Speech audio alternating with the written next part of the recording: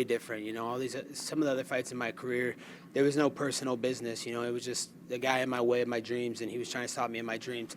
This is a guy that's talked reckless for a long time, that says that, you know, all this street trash in Miami, he's going to beat me up, he's going to do this, says all this fake news all the time. So, you know, everybody knows our history. We used to be best friends and roommates, so it feels good to end his hype. You know, all his hype train's out the window anymore. You can't talk about him being this badass motherfucker. I'm the baddest motherfucker in the game.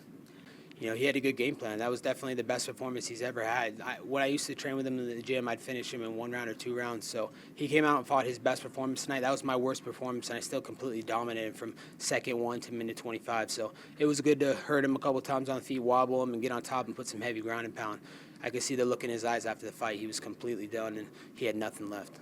The biggest thing is I wanted to leave no doubt. I didn't want it to be a fluke knockout where people could see, oh, he got a Hail Mary, you know, like he had that lucky flying knee earlier in his career. So I'm glad that I dominated him from second 1 to minute 25, but I just wish I would have finished him in the 4th or 5th round, because I know I could have. I was just, you know, I was kind of coasting at that point and kind of just playing it safe, and I'm kind of mad at myself for that, but, you know, it's good to take that back to the drawing board and just keep evolving, keep getting better. I'm in my prime right now, so I know I have another, you know, 10 good fights in me, so this is just a learning lesson, and I promise I'm going to come back better than ever in my next fight.